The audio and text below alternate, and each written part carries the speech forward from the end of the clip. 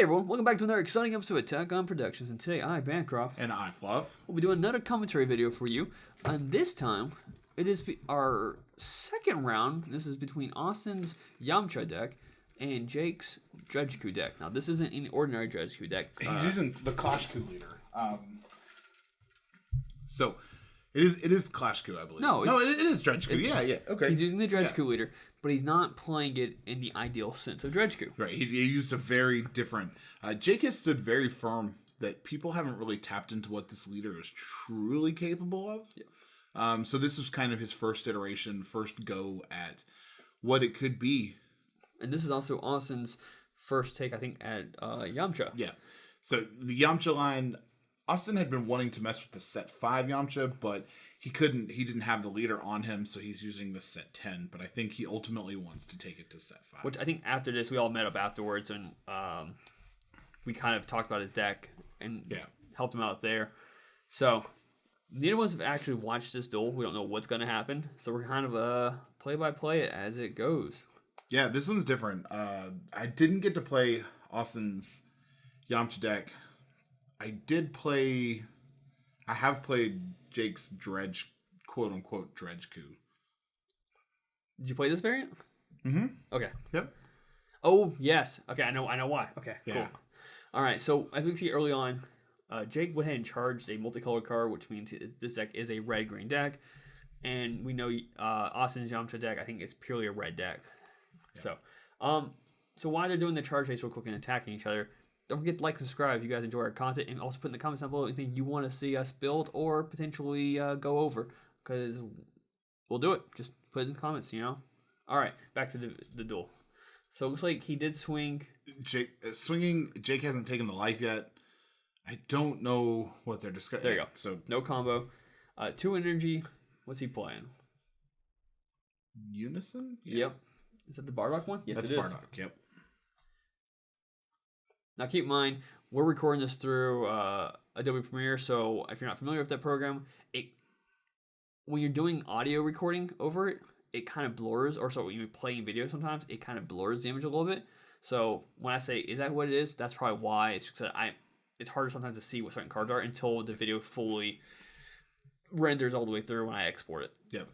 So Jake is using the Bardock Unison more for its combo limiting potential, but also utilizing the drop 1 effect that it has. So in this instance, it is still kind of Dredgeku-y. I think It has to be turned. Well, I think Austin's deciding what he's going to discard, because he did do the +1 yes. for Bardock. Yeah. Oh, Wolfing Fist.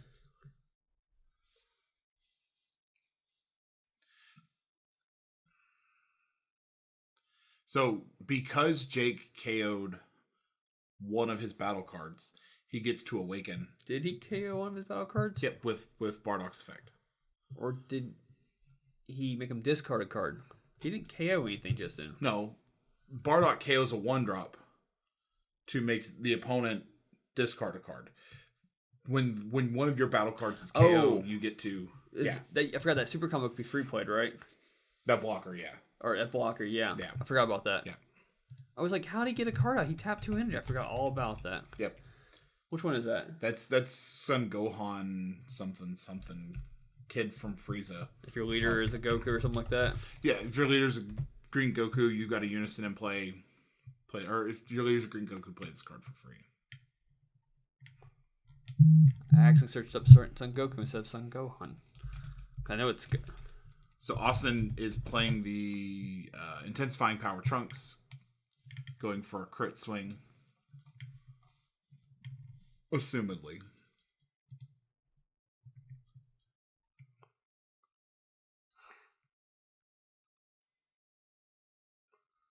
Well, first he did his leader's attack. Yamcha's effect, yeah. Blowing up the Intensifying Power Trunks. So he comboed with the Nappa, got 3 play on the Nappa. Played the Gogeta out from there. Such a crazy. That's so awesome. It's resource denial while developing advantage. And Jake has said he doesn't like to use that 2 life blow up the field if he doesn't have to. That's what it is. Okay, so to Gohan free play self if your unison is a specific energy cost of 2. Okay. Yeah, I was like, how? What? Okay. Yeah. And that's not once per turn, so the Bardock KOs it, then he can play another one. Yep. And just have it there for when he goes into his turn. Now Jake's back in his turn. He's at 3 energy. He's in a really good spot with that double striker combo on the field.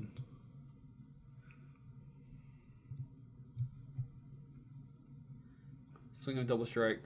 Looks like we got some form. Oh, Videl negate. Yep. Yeah, definitely negate the double strike. He doesn't want to. You don't want to take that early on. Would put a ton of pressure on him at this point. All right, got to mill the 3 cards to draw one. That was actually a really good mill, all things considered. Yeah. I mean, you don't need the logic anymore. Dormant potential, I don't think it's going to play a big factor in this.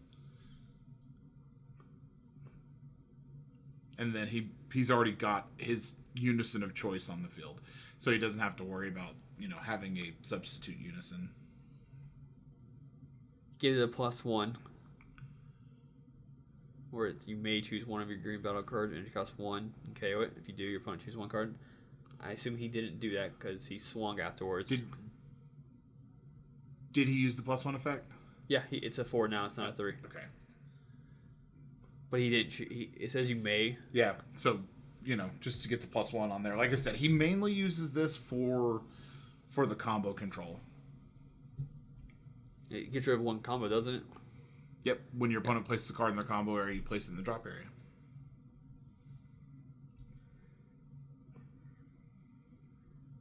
So Austin's now at 4 life, which is not bad. Now he could potentially play something really good, Awaken. I think, Yamcha later restands too, if I'm correct. I believe so. But, Jake has completely controlled this match up until this point. He's controlled the field. Austin hasn't really been able to get a whole lot in edgewise, but I feel like Yamcha falls a little bit more into that mid-range game where it likes to play mid-range. So I believe he's going into a Yamcha here. Yep.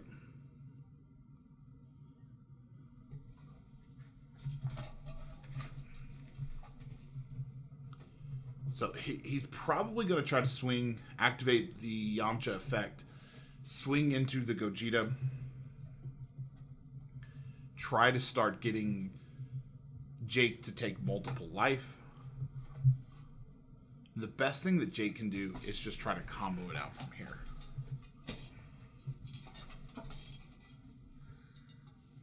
Go for that instant 2 life kill real quick, I think. Yep. Yeah. So he's going to try. So I think the Yamcha is 24 after effect, or is it 29 after effect? It gets plus. I played something. It's 19,000 naturally. It gets plus 6,000, and your opponent can't negate or attack can't be negated or countered. I think something like that. Yeah. Yeah. So he's going to. He's comboing, definitely swinging on the Vegeta, or the Gogeta. Austin is thinking about what he's going to do as far as the combo. Trying to do this. Okay. The leader was a hybrid. That's what it was. Okay. Yeah. I couldn't remember exactly what it was. He did it earlier. I was trying to fix my internet. Something happened to my computer. I had to reconnect it while Fluff was continuing commentary for you all. While I was droning on by myself. It's not bad. Super combo, Baba. Play the Baba. So now Jake hasn't activated the Bardock's Rip a combo piece yet. Yeah, it's very interesting. Also, did he play? The lives weren't at 8. He couldn't do that. Okay, never mind. God, he is a lot of cards. He's digging for something. Yeah, he has to be. He's got to be. I mean, he just offered up 5 cards in his hand to make. And he just blew the field up. Yep. He's gonna lose 2 life regardless. Why not just blow the field up? Yep. Oh man. And that's the power of Dredgeku. When you know that your opponent's about to make a big play, let them extend. Unfortunately, Austin overextended a little bit on that one, and Jake punished him for it. But Whenever your opponent takes damage due to a skill. It's when you cause damage. It might be. That might have been a misplay on their behalf. When your opponent life is added to their hand or drop area by a skill. Oh, just by a skill. Okay, cool. Yeah, so that definitely works. And keep in mind, until they fix it in the Q&A, an attack will actually suffice for that. And it will for sure proc on like double strikes, triple strikes. Yes. Crits. For sure. It'll sure on that. But vanilla 1 damage strikes, we don't think are intended to be that way, but right now... It's rolled that way. Yeah. Or at least in the Q&A. Yeah. And Q&A and card rulings are not the same department the way that we understand it. Yeah. So there was some disconnect there as far as intent versus wording.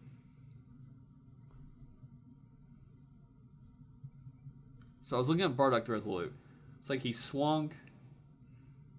did he just combo out of it? He comboed with Nappa. Why didn't he play Nappa? He did.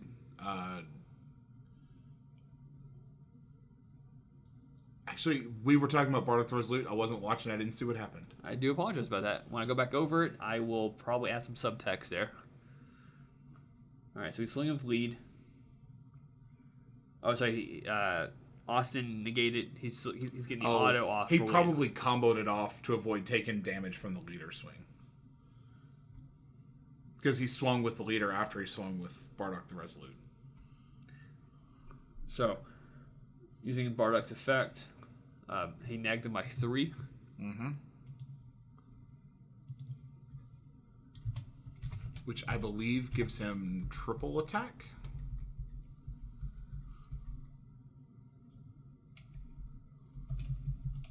That sounds about right. I'm pretty sure that that's what it is. Yeah, triple attack for turn. 5,000 in triple attack. Comboing up, just protect it from getting hit. No, I agree. I think Jake is controlling this because, I mean, Austin's used a lot of cards. Free played another blocker. Yeah. And Jake just blocker passed.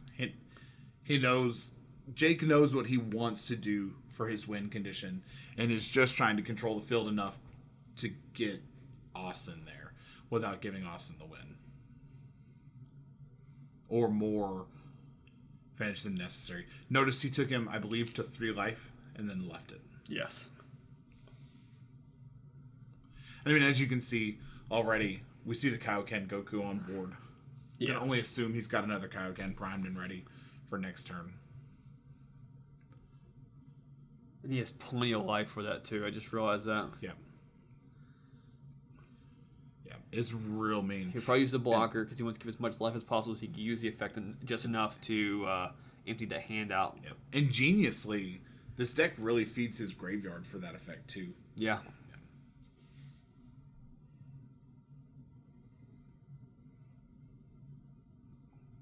So making him discard a card. No, it was blocker. It's currently Austin's turn. Yes, yeah, okay, I saw. Austin's paying 2 energy. Unison? Yep. Vegeta Unison. And Austin said he wanted to use this over the Sen Shenron when we talked to him about it. The Vegeta allows battle cards to swing into active mode, but the Sen Shenron does the same, but the Vegeta is a specified cost of 2. Which the Shenron's 3. Is 3. So it lets him play the Unison and get the effect for cheaper. And still have 1 energy left on turn 3 instead. Yeah. I agree with that. You don't want to tap out. Yeah, it was an interesting tech choice. Dormant potential. Yeah. Pretty much just to slow him down. The attack will still go through. Now it's interesting that Jake decided he's going to blow up the intensifying power trunks. That's what he's doing it for. Yeah. Yeah. So he may have to take Bunny Girl Bulma. Yep. So he's probably got a Desert Hyena in the drop area. He comboed it off earlier, so he should be playing that next. Yep.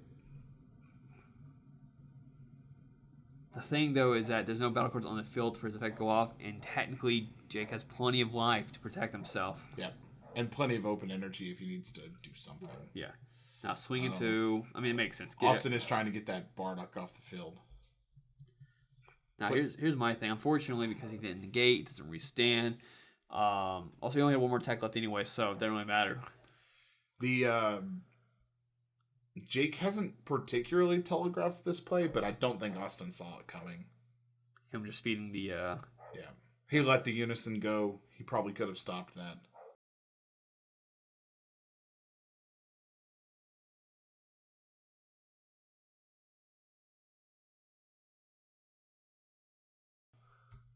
So you use blocker. Got himself another super combo on the field. You got 5 energy. You're paying... There it is. Yep.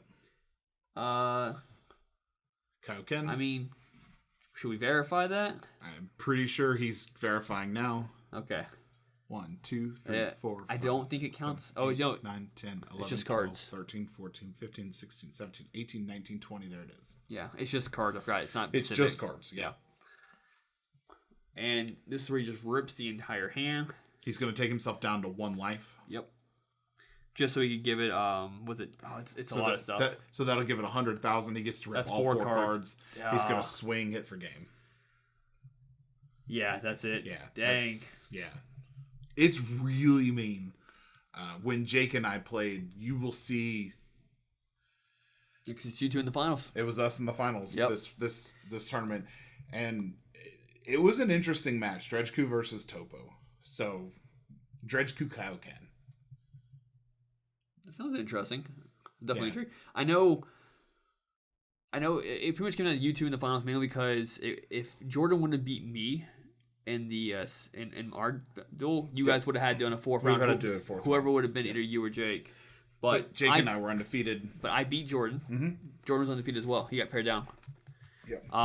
But I beat Jordan, so that way there was only one more round to this. So stay tuned to that. It should be coming out tomorrow. That will be Topo Lock versus a aggro base Dredgeku, which is very interesting. And I'm aware someone's gonna ask for it already. I've already talked to Jake. We should be getting a profile soon, hopefully from him. Hopefully. Kaioken?